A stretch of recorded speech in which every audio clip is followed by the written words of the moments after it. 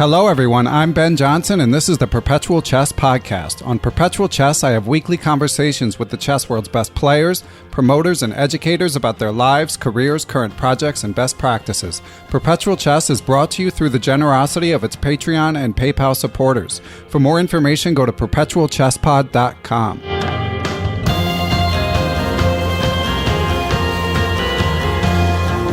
Hey everyone, and welcome back to Perpetual Chess. So I'm excited for this week's guest. We've got a representative from another great organization doing a lot of awesome youth outreach. We are here with Judit Sztaray, the Executive Director of Bay Area Chess. Thanks for joining us, Judit. Thank you for the invitation, and thanks for all the listeners. Sure, yeah, and I've been following your guys' work, of course. I follow your group on Facebook and on Twitter, and of course we've had guests that work for you guys. We've had International Master Kostya Kovyutsky and Kristen Karita, Grandmaster, and there may be some others as well, because we've had a couple other Bay Area guests, and I know that you guys are you're kind of a stalwart out there, so I hope I'm not forgetting anyone. But yeah, it's an impressive organization. Go ahead. I believe you had Christopher Yu and his dad. Yes, that's right. Yeah, the young chess star. What's he up to? He's over 2,300 now, right? I know. That was back then. He was only 2,200 at age 3 or whatever it was. But now he just keeps on climbing. It's incredible. I know. And you guys are based in San Jose, is that right, Judith? That's correct. Okay, so yes, for those South San Francisco Bay Area. Yeah, I lived in Oakland for a year and a half, so my Bay Area geography is not as bad as my other places' geography. But for listeners who don't know, that is the Bay Area, but it's a ways from San Francisco. But do you guys have programs in throughout the Bay?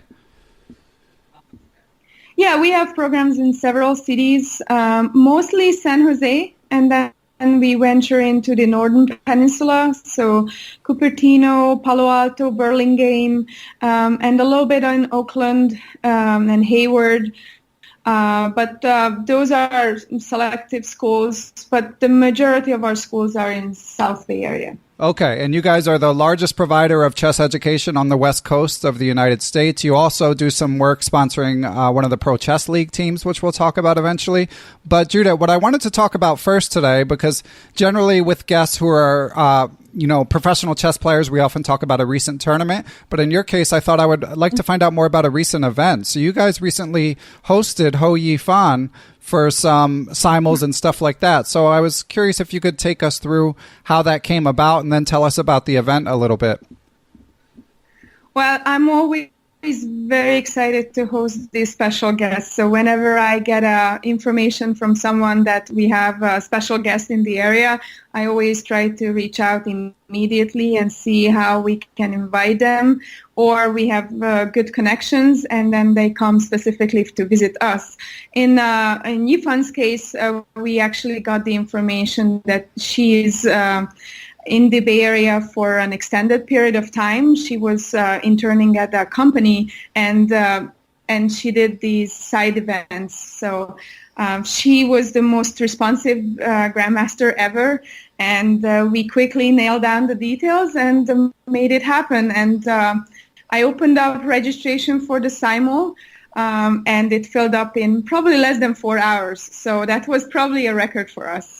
Yeah, understandable. And I think most listeners will know, but of course we're talking about the former women's world champion. And as when I talked with Irina Krush, we briefly mentioned, she recently made news because she's been, way higher rated than her primary competition as the women's world champion. And she recently made the decision to go to graduate school. So I'm guessing that might be why she has an internship here. It's probably related to that. But it's great that you were at first able to catch wind of it and be able to make an event like that happen. So I'm guessing she did pretty well in the simul.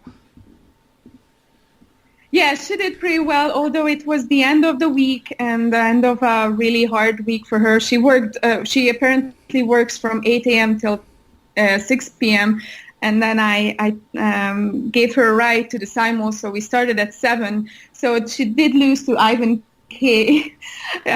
So Ivan won his match against her, which we are really proud of her. I think that was the only win, and she had a couple of draws, but yeah, obviously it's still an amazing result, and we had 25 boards, so she worked really hard after a long week, so I was really grateful to her to be able to host her and have her for this event. Nice. Yeah, those simuls are always a tricky thing because on the one hand, you don't want anyone to throw the game, of course. You want the person to put their best foot forward. But on the other hand, it's kind of better from the organizer's perspective if somebody does something. You know, I've seen simuls where they just win every game, and it's not as fun as if someone gets a story about like beating the champion. So it probably was, probably it was just fatigue. And of course it's hard playing. I mean, you guys have such strong young players, so it's a challenge, but I think it's not all bad that a kid got a great story out of it. Yes. And Ivan K, if you know him, he's part of the elite team, the Area Chess elite team, as well as the Pro Chess team, San Jose Hackers. And he's no weak player. He's around 2,100 FIDE, probably around 2,300 USCF. So I think that was a really hard competition for her. So. Okay, now in these simuls, I know that like Kasparov famously, when he does simuls, he wants to know he wants to know who the strongest player is before the simul starts, so that he can have a little more focus against the most dangerous players. Did Ho Yifan, did she know who to be extra alert for in the simul, or was she just treating everyone equally? So she did not ask for any information, but as an organizer, I always go out my way to supply this information to the simul givers, the grandmasters, and the guests. So I always order the participants in rating order. So Ivan was the first player in the row. I always make a little tag or a title in front of the player, so the simul giver knows exactly who she's or he is playing. I list their USCF rating, so they have a really good idea who they're playing with. And even if we have on-site registration, which we had against Naidic or who else, and Mamadirov, I always make a page in front of the player so that the simul giver always knows who's playing with. Okay, so she wasn't blindsided, but yeah, the kid.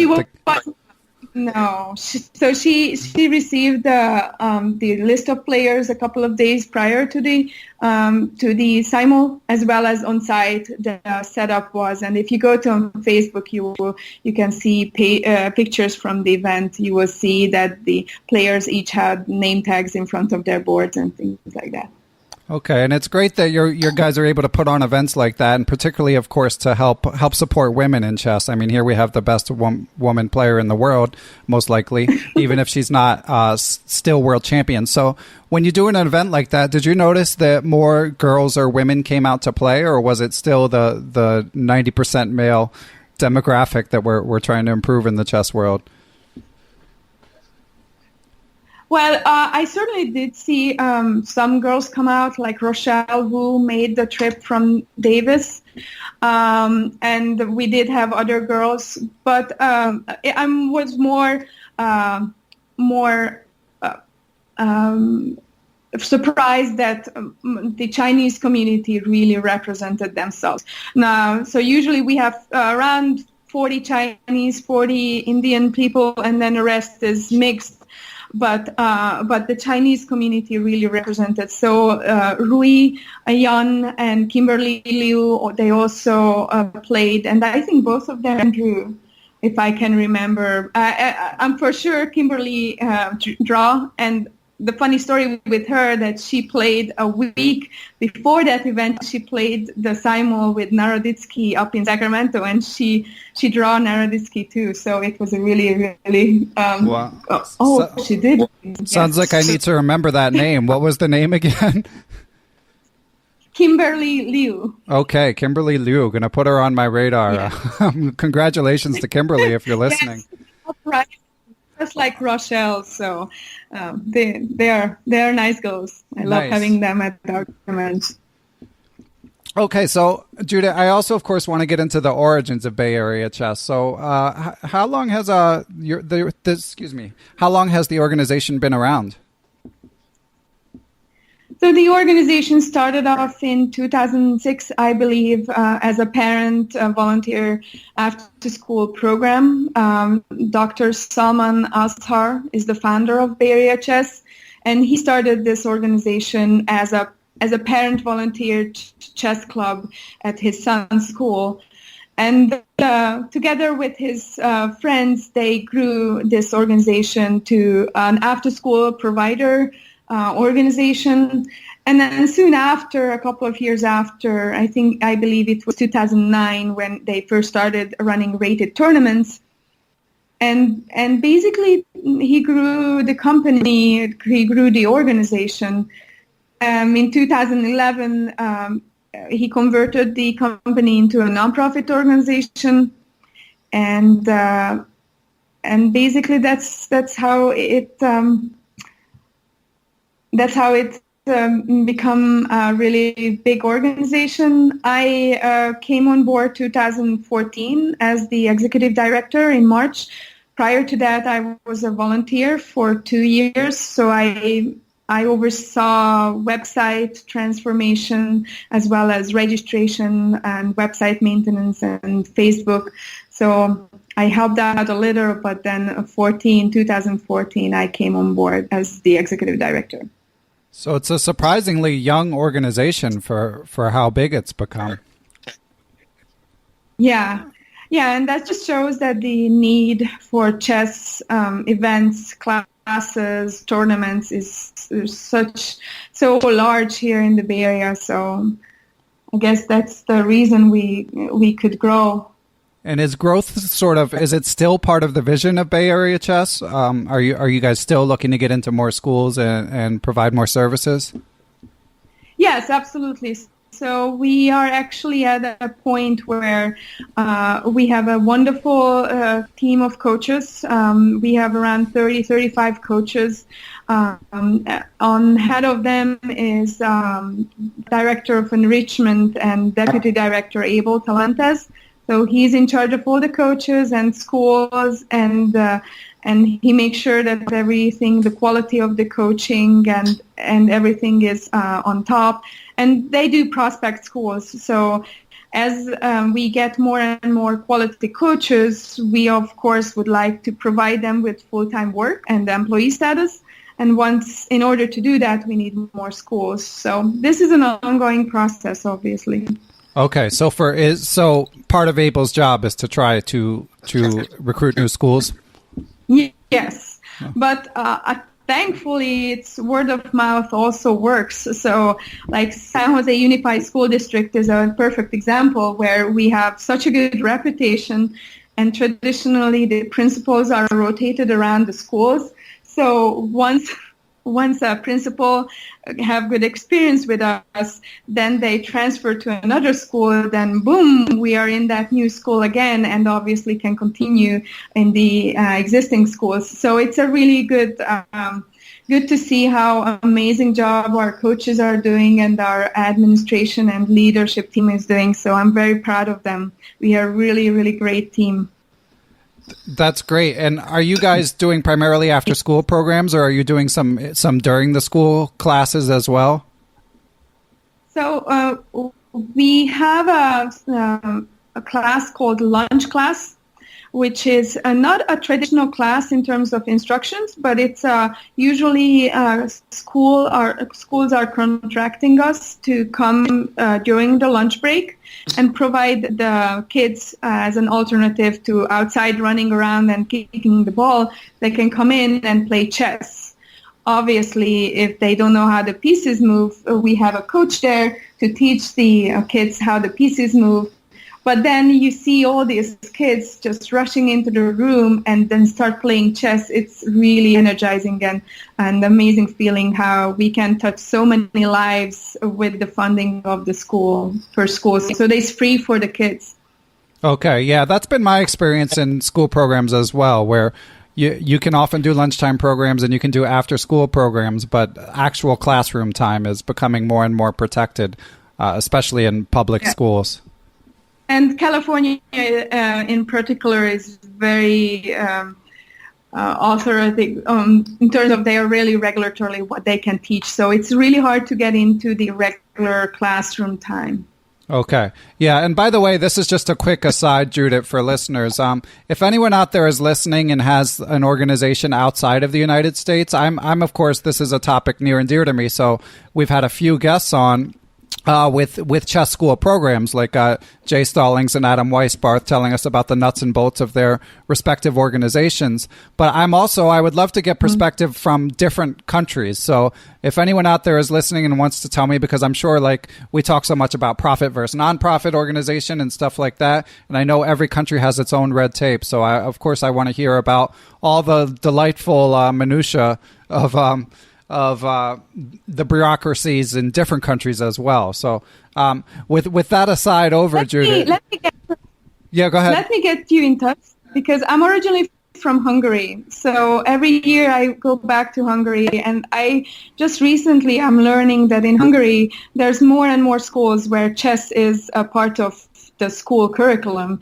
And obviously Judith Polgar has done an amazing job with that, and she's also an ambassador in the EU to promote chess in schools. So I think I would be able to get you in touch with someone who has first-hand experience in Europe about this. Yeah, that sounds great. Yeah, Judith, and I did interview Judith, and we talked about it a little bit, and I was surprised to hear that her organization it focuses like a lot on teaching kids how to play at a young age and not so much on creating champions like herself. But of course, when I was interviewing Judith Polgar, I had a lot of other questions to ask her as well. So we didn't go too deep on her nonprofit.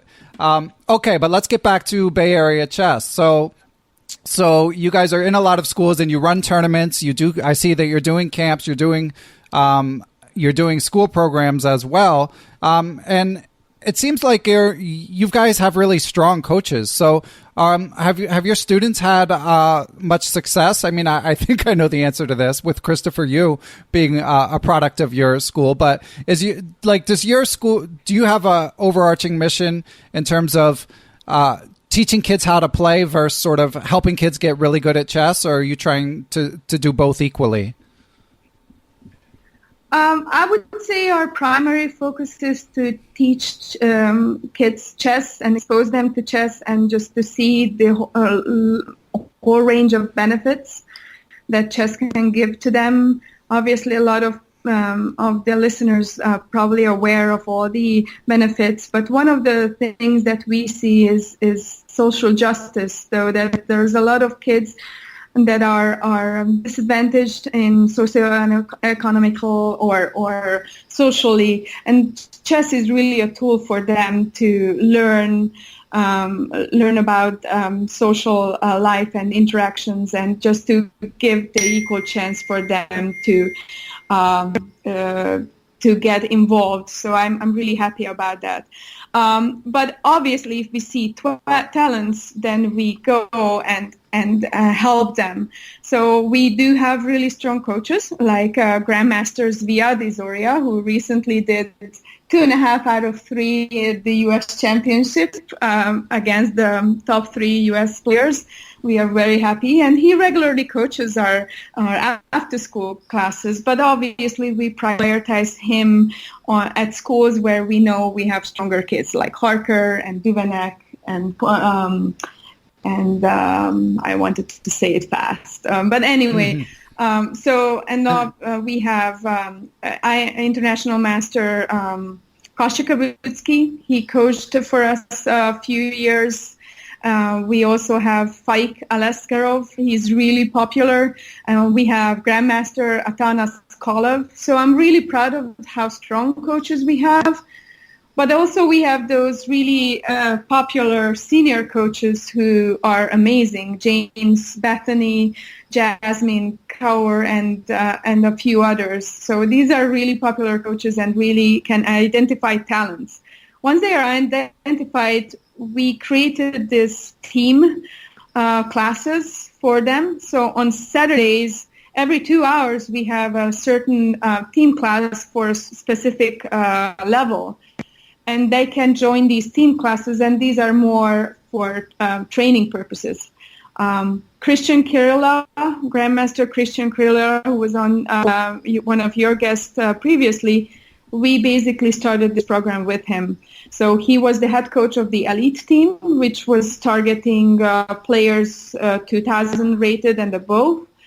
Then we have an A team, which head coach is Kostya. And then we have the so-called intermediate team with Faik Alaskarov.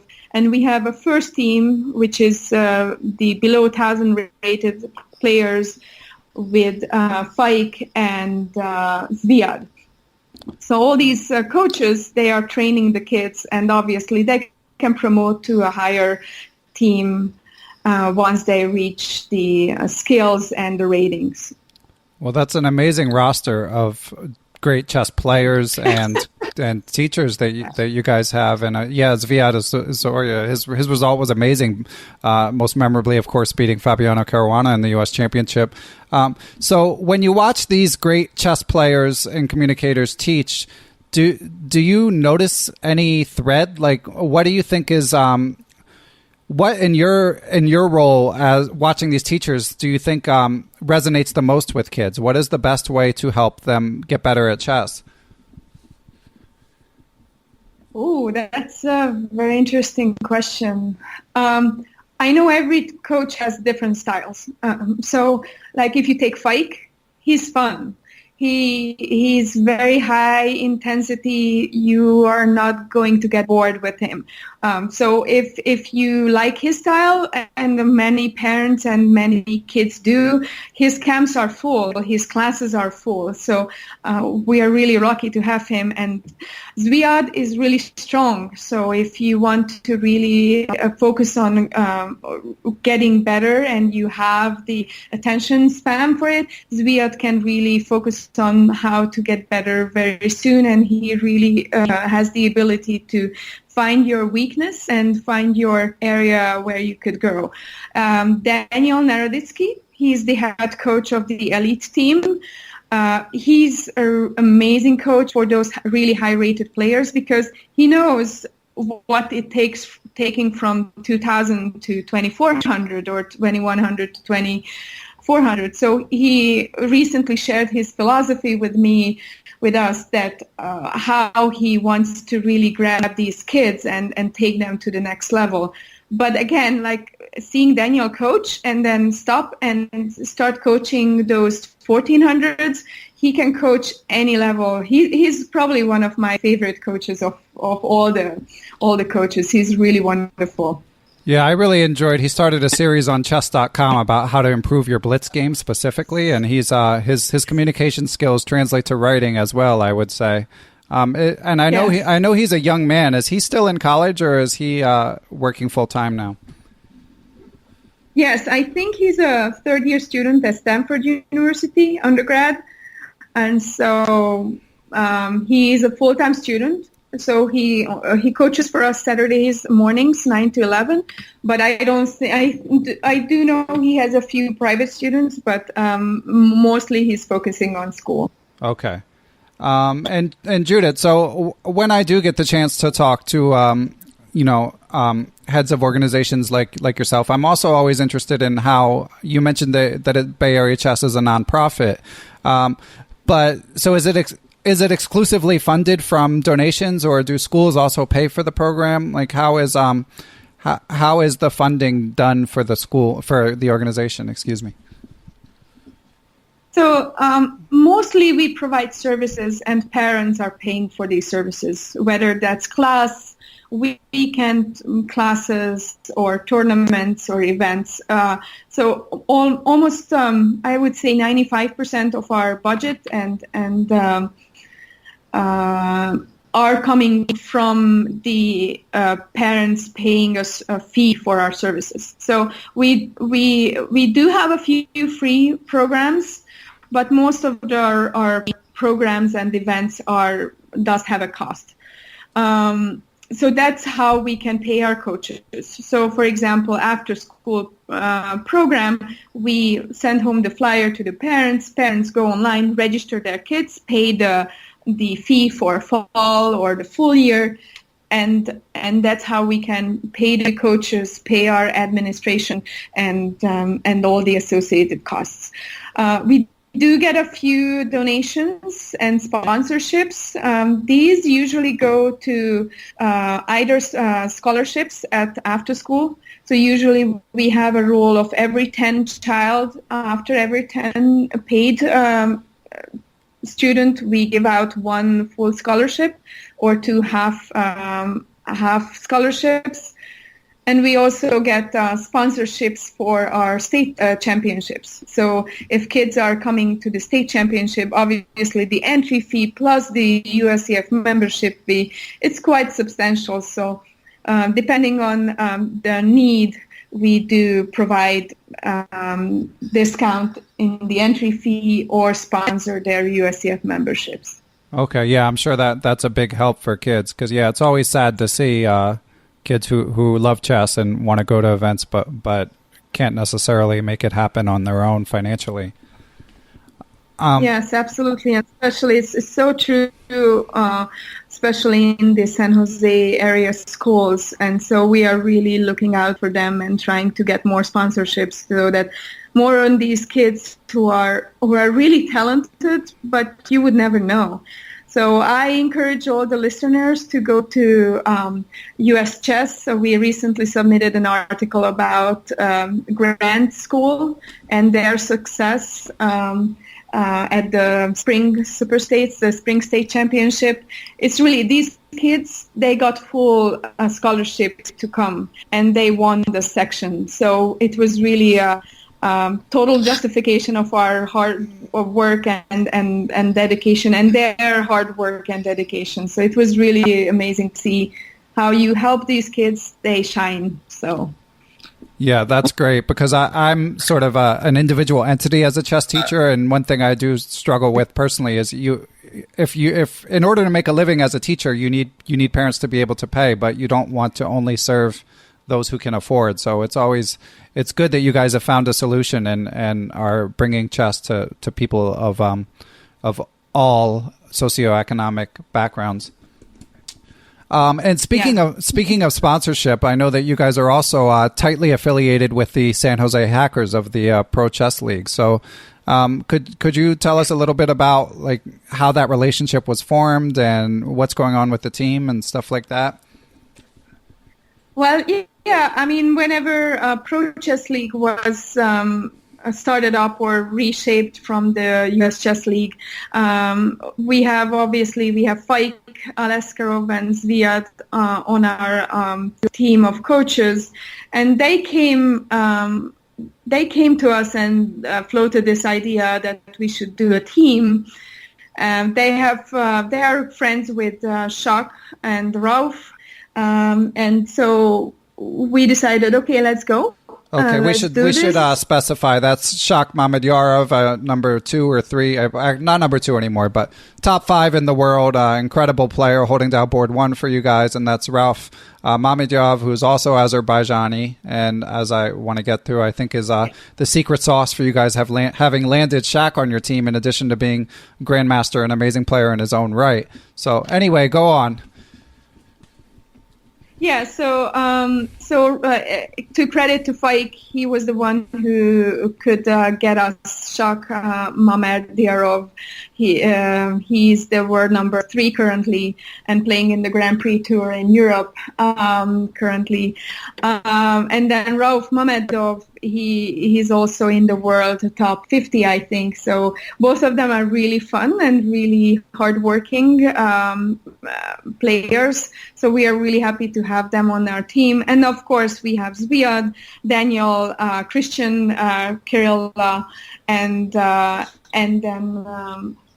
Kostya and Faik. And then we have the rising upcoming players from our elite team like Christopher Yu, who you interviewed, Ivan Key, Teemu Virtanen, who he won the Finnish championship last year. So we have all these fun players. We are really proud of them.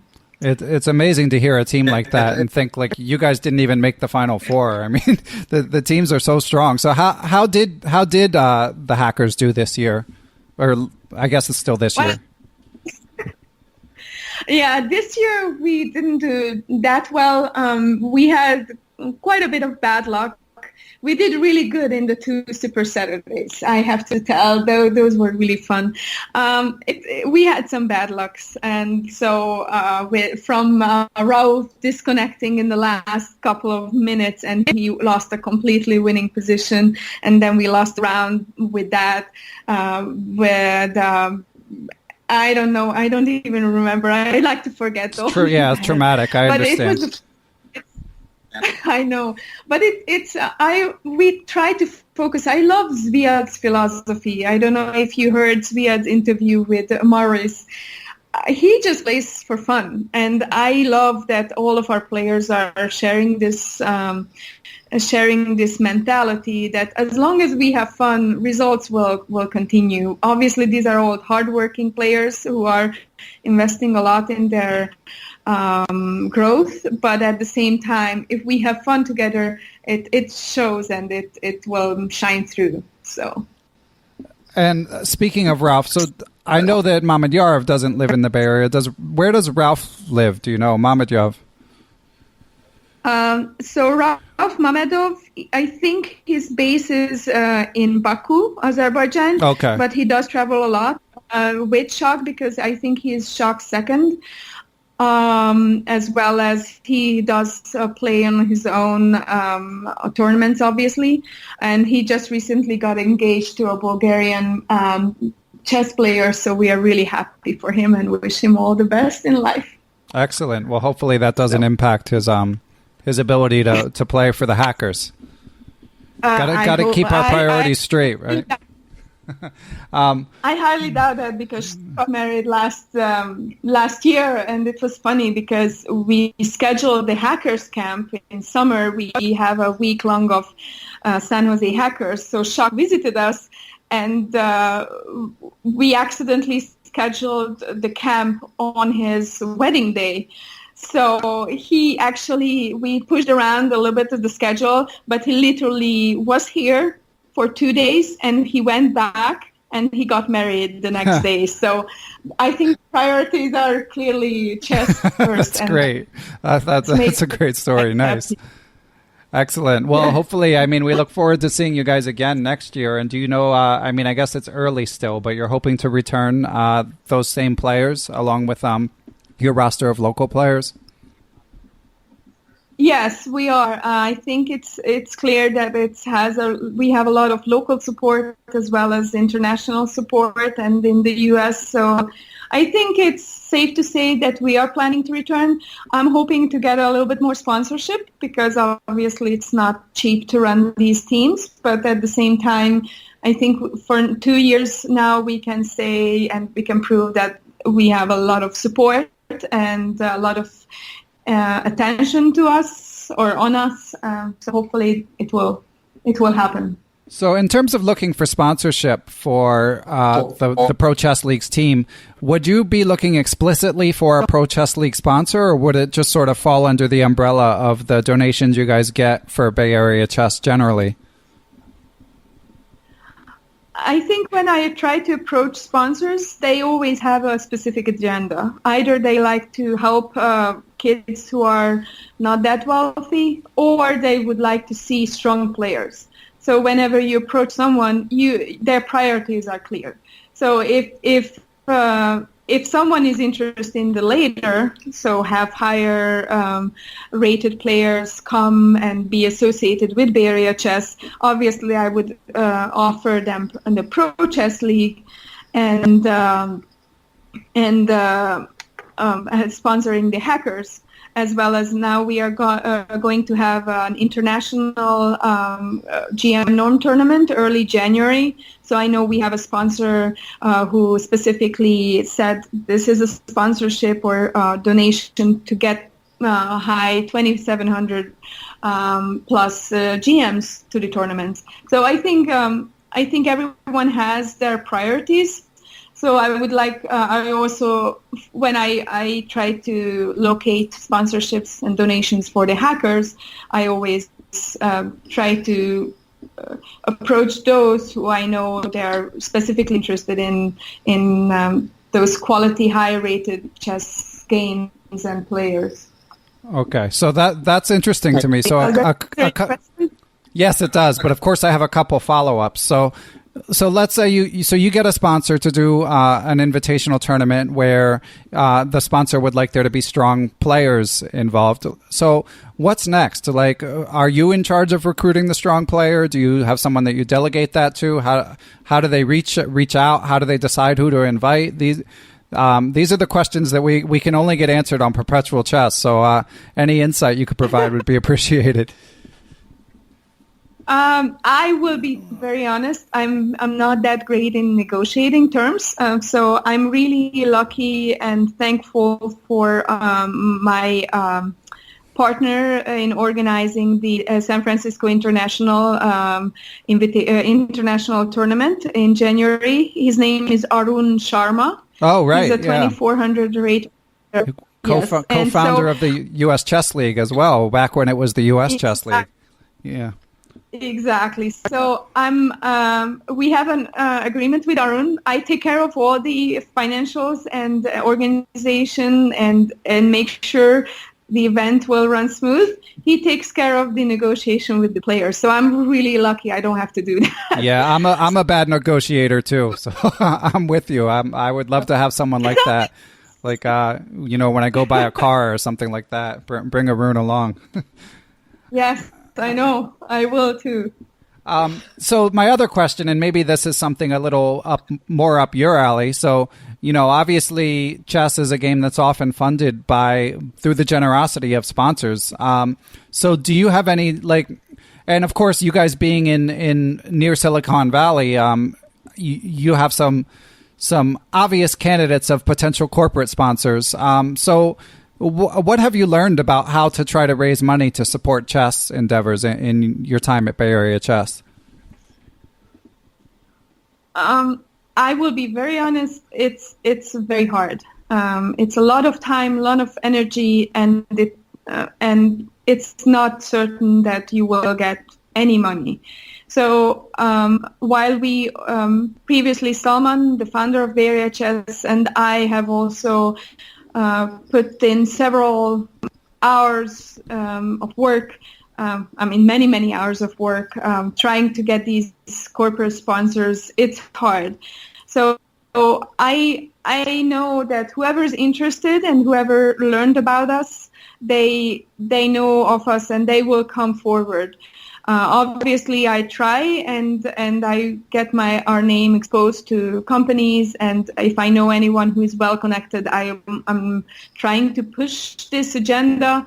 But I'm not going door to door, knocking on the door, getting corporate sponsors. So it's a very tough job, and I believe that there are professionals in development who would be able to do that. I'm very happy to hear that USCF is actually looking into establishing a development person so that USCF can raise their funds in that way.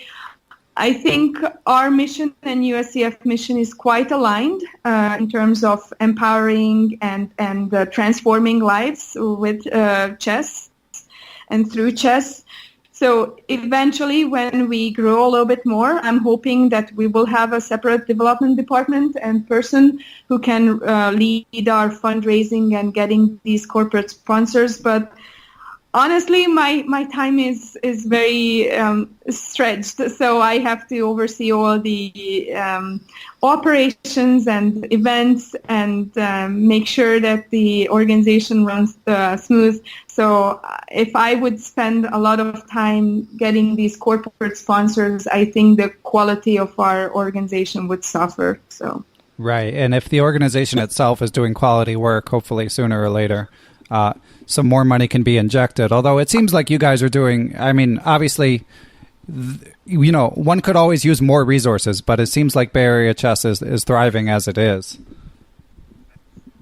Yes, I think so too. I think this is because more and more parents appreciate the quality instructions that we are giving. I'm very proud of our coaches, our teams. Every single coach, they deliver their maximum at their classes or camps, and anytime you go and visit, it's wonderful to see how great they are. So I attribute all our successes to our wonderful team of coaches. And let's not forget the tournaments. We have one of the best team of tournament directors.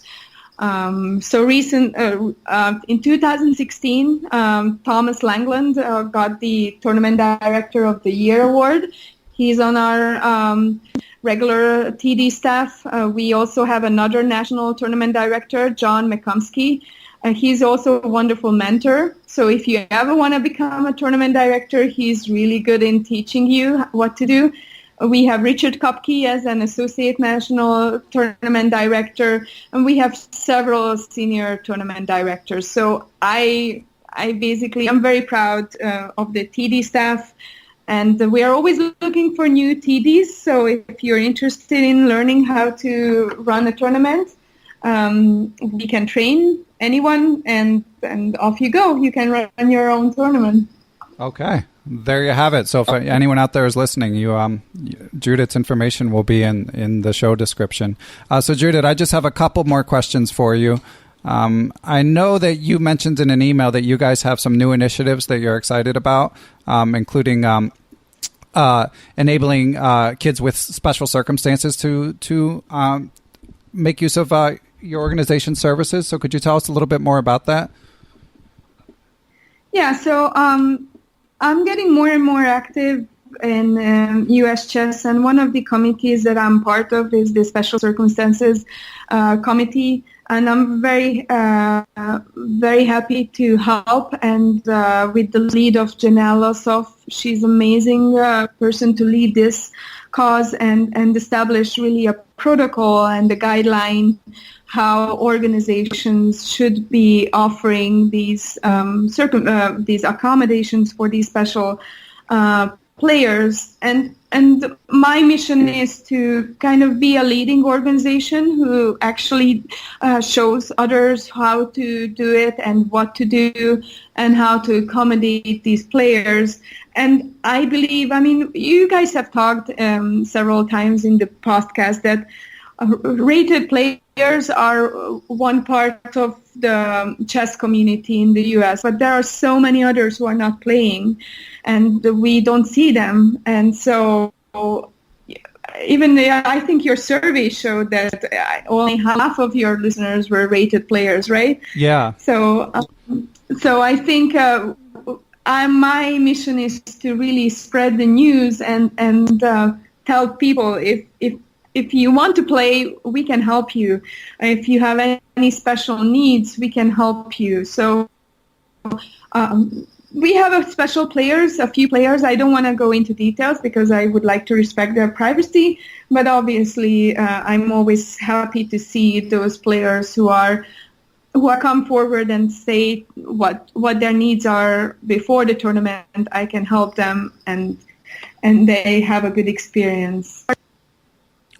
Well, that's definitely very commendable. As we talked about earlier, in terms of so whether it's people disadvantaged economically or with other circumstances, it's great that we want to have a big tent for chess players. So I'm glad that the USCF and Bay Area Chess are doing their part. Yeah, and a little bit of promo for this committee. So this committee does enormous work. We are establishing, or they are, Janelle and Sean are working on establishing the guidelines. And so I think as a testament of their hard work and the committee's work, we did receive the Committee of the Year award this year. So we are really happy about that too. Wow. Well, congratulations. Yes, and as a promo for ours, Bay Area Chess also got the Chess Club of the Year. So we are officially the 2018 Chess Club of the Year by USCF. That's excellent. So, you guys are doing great work. And, of course, the Bay Area strikes me as a fertile place for chess with the universities and, of course, the companies that we mentioned before, and the Mechanics Institute, as John Donaldson talked about a little bit when he was on the show. So it's a great example being set out there, in addition to being a great place to live. So last question, Judith, as you this one will probably not surprise you. So as as you know, I always ask for book recommendations, and I know that you play some chess yourself, so a chess book would be fine, or management, whatever, anything that has gotten your attention recently that you would recommend for our listeners. Well, if it's a chess book, I really like Coach Jay Solling's new chess book series, workbook series. He just came out with it this spring, and Jay is also an amazing mentor and friend. And so everyone who has young kids and would like to start learning chess, I do recommend his books. He has a really streamlined line of workbooks. So I think that one would be my recommendation regarding chess books. Just to give listeners a little more info, because I agree. I got mine recently, and I mean it's so much detail, and it's presented in such a fun way. So the kids really love it. So this is the Kickstarter that Jay discussed the first time he came on Perpetual Chess, and then when I talked to him for Perpetual Chess at Nationals, he gave an update that it was starting to be released. So you can go to Coach Jay's Chess Academy if you're interested. But for chess teachers in particular, it is money well spent. The kids absolutely love it. So anyway, go on, Judith. And then the other book that I recently read is a book, kind of a leadership book, a management book. It's called Semper Fi, Business Leadership. It got some really cool ideas of. They are obviously getting ideas from the U.S. Army, I think, if I'm not mistaken, but basically it's a really good leadership book and management, and you can get some really cool idea. I think U.S. Marines, that's it. So that sounds right. I think that's their slogan, or probably slogan isn't the right word, but motto. Okay. Yeah. So Judith, I think those are all the topics that I had to discuss. Is there anything that you'd like to plug or mention before we let you go? No, I'm just really grateful and thankful to be on your podcast. I know there are a lot of listeners in the U.S. and outside of the U.S. I hope if they visit the Bay Area, they can look us up and maybe play a game or two at our tournaments. So if you're listening from New Zealand or Europe or Canada, just come and play at our tournaments. Excellent. Yeah. So your tournaments are open to adults as well?